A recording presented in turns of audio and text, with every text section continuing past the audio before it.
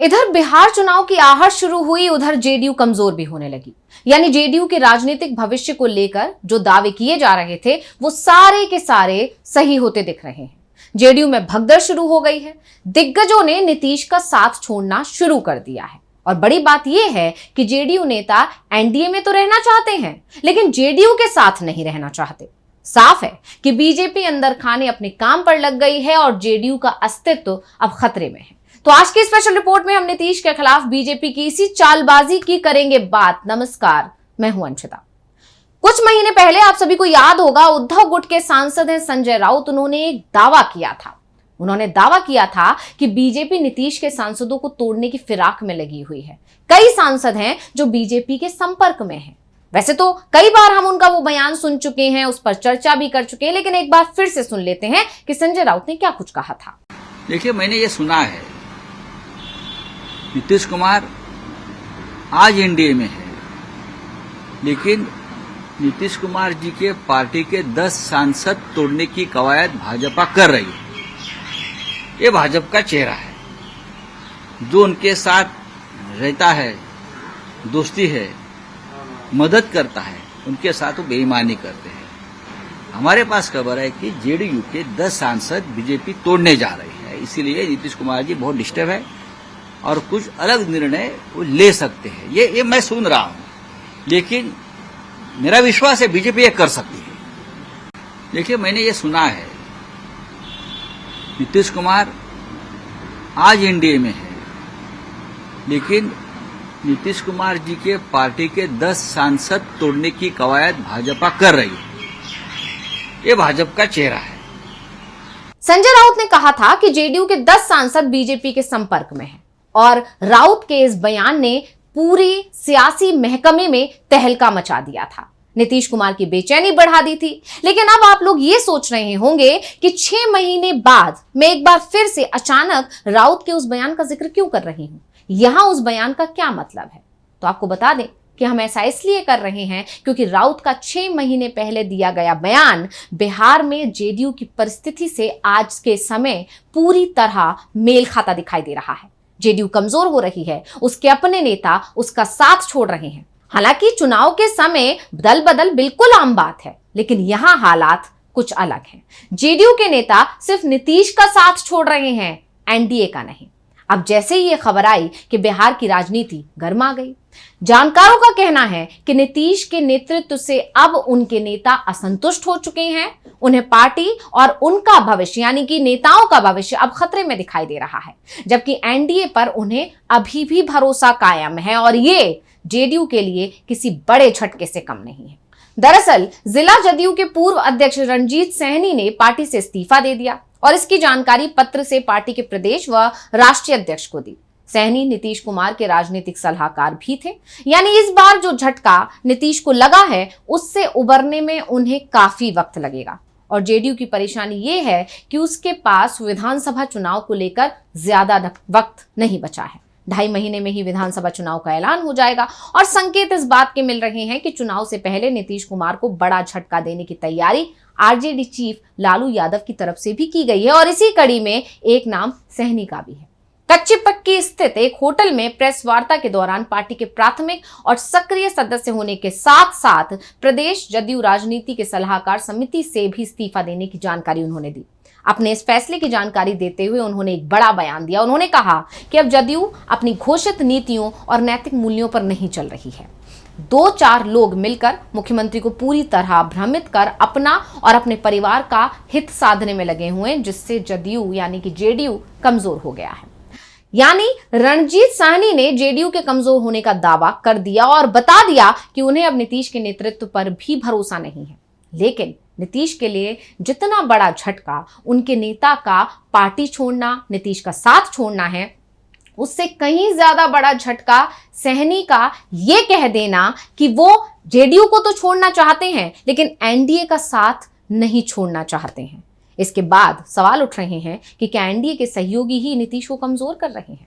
क्या सहनी बीजेपी में जाने की तैयारी में है और क्या बीजेपी ही जेडीयू को तोड़ रही है? क्योंकि उन्होंने कहा कि उन्होंने जदयू छोड़ा है, एनडीए नहीं। लेकिन यह माना जा रहा है कि सहनी बीजेपी में नहीं, महागठबंधन में शामिल हो सकते हैं। सहनी का कहना है कि किस दल में वो जाएंगे इसका फैसला समर्थक के साथ बैठक में लेंगे। प्रदेश अध्यक्ष उमेश सिंह कुशवाहा को भेजे अपने इस्तीफे में प्रदेश नेतृत्व पर गंभीर आरोप लगाया है। उन्होंने कहा है कि जदयू अपने घोषित नीति और नैतिक मूल्यों से भटक गया है। कुछ लोग मुख्यमंत्री को भ्रमित कर रहे हैं और अपने परिवार को आगे बढ़ाने में लगे हुए हैं। इससे पार्टी कमजोर हो गई है। कार्यकर्ताओं को अब मुख्यमंत्री तक पहुंचना भी नहीं दिया जाता है। दूसरी पार्टियों से आए लोगों ने पार्टी को हाईजैक कर लिया है और इससे उनके जैसे पार्टी के पुराने कार्यकर्ता खुद को उपेक्षित महसूस कर रहे हैं। अब रणजीत सहनी का जो ये बयान है, इससे बिहार की सियासत में तहलका मच गया। उन्होंने कहा कि जदयू में अब इस्तीफे का दौर शुरू हो गया है। इससे पहले भी वरिष्ठ नेता हैं ठाकुर हरिकिशोर सिंह और प्रदेश जदयू राजनीतिक सलाहकार समिति के सदस्य अवध किशोर पटेल, उन्होंने भी इस्तीफा दे दिया था। रणजीत सहनी ने जिस तरह से कहा कि वो एनडीए में तो रहेंगे, इसके बाद चर्चा का बाजार गर्मा गया है कि बीजेपी जो करना चाह रही थी, आखिरकार वो उसमें कामयाब होती भी दिख रही है, क्योंकि अब जेडीयू के नेताओं का नीतीश के नेतृत्व से भरोसा उठ गया है। जेडीयू के नेताओं को ही लग रहा है कि अब जेडीयू में दम नहीं है। इसका एक और उदाहरण है महेश्वर तिवारी का एक बयान जो इस समय चर्चा में आ चुका है। दरअसल उन्होंने कहा कि अब तो चुनाव में जेडीयू को फर्स्ट डिवीजन आए या थर्ड डिवीजन, सीएम तो नीतीश कुमार ही बनने वाले हैं। अब चाहे जैसे भी हो, सीएम वो ही बनकर रहेंगे और इसको लेकर किसी के मन में कोई संकोच नहीं रहना चाहिए। यानी उन्होंने आगाह कर दिया कि अगर बीजेपी ने कोई खेल किया तो नीतीश एनडीए का साथ छोड़ने में देरी नहीं लगाएंगे। लेकिन उनके बयान से एक बात और साफ हो गई है कि विधानसभा चुनाव के नतीजों में जेडीयू आखिरी पायदान पर भी खिसक सकती है। यानी वो भी मान रहे हैं कि जेडीयू अब कमजोर हो चुकी है और उसका प्रदर्शन बहुत अच्छा होने की उम्मीद नहीं है। अब इस बयान के बाद जानकार कह रहे हैं कि यही तो बीजेपी चाहती थी कि जेडीयू के नेताओं का ही भरोसा पार्टी से उठ जाए, नीतीश कुमार से उठ जाए। जेडीयू नेता ये मानने लग जाएं कि अब जेडीयू कमजोर हो रही है, उसका भविष्य अंधकारमय है और ऐसा होगा तो नेता पार्टी छोड़ेंगे और फायदा बीजेपी उठाएगी। इसलिए वो लगातार नीतीश को साइड करने में लगी हुई है। अभी के लिए तो बीजेपी नीतीश कुमार के नेतृत्व में बिहार चुनाव लड़ने की बात कह रही है, लेकिन सीएम वही होंगे ये बात एक बार भी नहीं कही गई है। बात चाहे पीएम मोदी की हो या फिर गृह मंत्री अमित शाह की, सभी ने अभी के लिए नीतीश कुमार के नेतृत्व में ही भरोसा जताया है। लेकिन सीएम फेस कौन होगा इसका खुलासा नहीं किया गया है। बार बार पीएम मोदी बिहार दौरे पर आ रहे हैं, लेकिन एक बार भी सीएम फेस को लेकर खुलासा नहीं कर रहे हैं और इसी से जेडीयू के अंदर खलबली और डर ज्यादा बढ़ गया है, पैदा हो गया है। और इन सब के अलावा कभी नीतीश कुमार के काफी करीबी रहे उपेंद्र कुशवाहा ने नीतीश को एक अहम सलाह दे दी है। उन्होंने कहा है कि सच्चाई स्वीकार करते हुए उन्हें जनता दल यूनाइटेड यानी नीतीश को जदयू की कमान अब छोड़ देनी चाहिए। कुशवाहा ने यहां तक कहा कि जदयू के नेता सीएम से ये बात नहीं कह पाएंगे, इसलिए मैंने कह दी। अब देर की तो बड़ा नुकसान हो सकता है। उपेंद्र कुशवाहा की इस सलाह से सियासी खलबली मच गई है। एक्स पर पोस्ट कर उपेंद्र कुशवाहा ने कहा कि सोशल मीडिया से जानकारी मिली है कि आज बड़े भाई आदरणीय नीतीश कुमार जी के सुपुत्र निशांत का जन्मदिन है।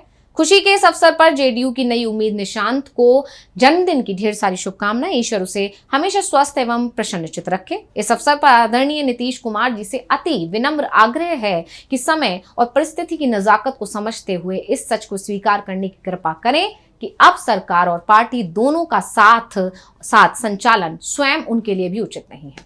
कुशवाहा ने आगे कहा, सरकार चलाने का उनका लंबा अनुभव है, जिसका लाभ राज्य को आगे भी मिलता रहे। ये फिलहाल राज्य के हित में अति आवश्यक है, परंतु पार्टी की जवाबदेही के हस्तांतरण जो इस वक्त मेरी ही नहीं स्वयं उनकी पार्टी के हजारों कार्यकर्ताओं नेताओं की राय में अब आ चुका है, उसके विषय पर समय रहते ठोस फैसला ले लें। यही उनके दल के हित में है और उसमें विलंब दल के लिए अपूर्णीय नुकसान का कारण बन सकता है, शायद ऐसा नुकसान जिसकी भरपाई कभी हो भी ना पाए। यानी उपेंद्र कुशवाहा ने इशारों में कह दिया कि नीतीश की पार्टी के अंदर असंतोष पनप रहा है और नीतीश के ही नेता, पार्टी के ही कई नेता अब पार्टी के नेतृत्व से बहुत ज्यादा खुश नहीं है और इसीलिए जेडीयू में भगदड़ शुरू हो गई है। और जैसे जैसे चुनाव की तारीख नजदीक आएगी ये भगदड़ और ज्यादा बढ़ जाएगी और इससे नीतीश कुमार को झटके पे झटके लगेंगे, जो कि जेडीयू के लिए खतरे की घंटी बना हुआ है। तो स्पेशल रिपोर्ट आपको कैसी लगी हमें कमेंट करके अपनी राय जरूर दीजिएगा। इसी के साथ मुझे दीजिए इजाजत। देखते रहिए डीवी लाइव। नमस्कार।